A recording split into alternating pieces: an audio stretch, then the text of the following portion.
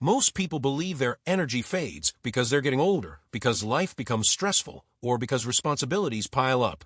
But a real story starts long before you notice it. Human energy doesn't collapse suddenly at 30. It begins shifting quietly in the background, almost like your body is renegotiating the terms of how much vitality it's willing to give you each day. You feel it subtly at first, the mornings that take a little longer to start, the workouts that require more motivation, the random tiredness that appears even after a full night's sleep. It doesn't feel like a dramatic change, more like your internal battery has started losing 1 or 2% each year without telling you why. And while most people accept this as normal aging, the truth is far more interesting because the decline isn't universal. Some people in their 30s and 40s move with the same intensity, sharpness, and stamina they had in their 20s, almost as if their bodies operate on a different biological timeline. The question is, what separates them from everyone else? The first layer of the answer sits inside your cells, in tiny engines called mitochondria. In your 20s, these engines work almost effortlessly. They burn fuel cleanly, repair themselves quickly, and produce high levels of ADP, the molecule your body uses for every kind of energy, from physical movement to deep thinking. But around age 30, mitochondria start facing a quiet crisis. Repair systems slow. Environmental stress begins to accumulate. Free radicals cause more damage than before. And without you noticing, the engines producing your energy begin to leak efficiency. Imagine having the same car but suddenly getting slightly worse mileage every month. That's what aging feels like at the biochemical level. Yet some people defy this trend because their mitochondria stay cleaner, stronger, and more responsive, almost like their cells refuse to downgrade to the slower version of adulthood. The second layer lies in your hormones. In your 20s, your hormonal system is almost perfectly optimized. Growth hormone peaks. Testosterone or estrogen sits at strong, stable levels. Thyroid hormones fire at full productivity.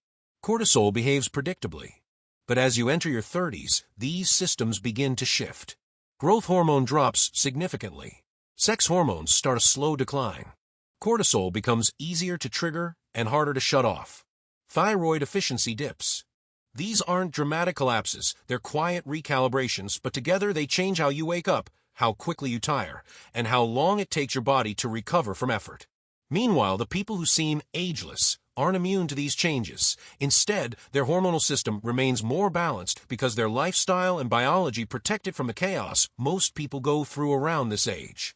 Another hidden factor appears in your nervous system.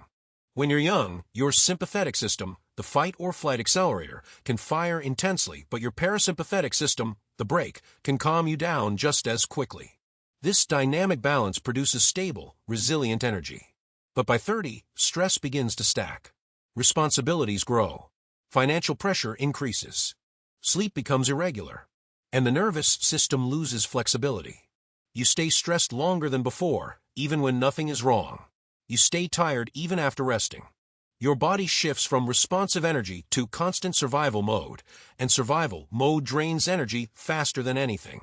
The people who seem to stay energetic are usually the ones whose nervous system still recovers quickly. They're flexible, emotionally stable, and able to return to calm even after pressure. Then comes the lifestyle trap, the gradual accumulation of micro-choices that don't seem important in the moment, but change your biology over time. You sleep a little less. You move a little less. You grab more quick meals. You scroll late into the night. You push your body without giving it the recovery it used to receive naturally. And because the decline is slow, you never notice the exact moment things started changing. By the time you're 30, your body operates with a different rulebook, but you're still living like you did in your 20s, except the system supporting you is no longer optimized for that pace. Meanwhile, ageless people often make small, consistent adjustments early on, protecting their sleep, staying physically active, limiting stress, and avoiding the slow lifestyle drift that drains most adults without them realizing it. But there's something even deeper, something psychological. New experiences release massive dopamine. This dopamine doesn't just make you excited, it also energizes your body. Novelty is biologically stimulating. The brain stops rewarding you with big dopamine spikes unless something unusually significant happens. When dopamine drops, motivation drops. When motivation drops, energy follows. This is why many people suddenly feel tired of life, around 30, not depressed, just unstimulated. The people who stay energetic are often those who keep learning new skills, exploring new environments, or challenging themselves enough to keep their dopamine system alive. There's also a hidden metabolic shift happening. Your body becomes less efficient at turning food into fuel. Insulin sensitivity decreases. Muscles recover more slowly. Even hydration is harder to maintain. When your metabolism becomes less responsive, you start experiencing random fatigue, afternoon crashes, and slower recovery. The ageless individuals are often the ones who maintain muscle mass, eat cleaner, avoid extreme diets, and stay metabolically flexible, meaning their bodies can switch between burning carbs and fats without stress. This metabolic flexibility is one of the strongest predictors of sustained energy after 30. Yet the most surprising reason for the energy divide isn't physical at all. It's behavioral identity. In your 20s, you haven't defined your long-term habits yet. But as you age, your routines solidify. If your routine supports energy, you thrive. If it drains you, you decline. Most people fall into passive, low-energy identities: tired worker, stressed parent, overburdened adult. And once this identity settles in, the mind begins shaping the body to match it. But those who remain energetic often carry identities like athlete, creator, explorer, builder, identities that demand energy and therefore sustain it. So why do some individuals seem to defy the energy decline of adulthood? Because their biology and lifestyle form a feedback loop that works in their favor instead of against them. Their mitochondria stay healthy because they move their bodies consistently. Their hormones stay balanced because their stress stays manageable. Their nervous system remains flexible because they sleep deeply and recover properly. Their metabolism stays efficient because they maintain muscle and avoid blood sugar swings. Their dopamine stays alive because they bring novelty and challenge into their lives instead of settling into repetition. Their identity reinforces vitality instead of fatigue. And here's the final twist: the energy decline after 30 isn't a life sentence. It's a reflection of your body adapting to how you live. If you change the inputs, the outputs change. If you rebuild your mitochondria through movement, your energy rises.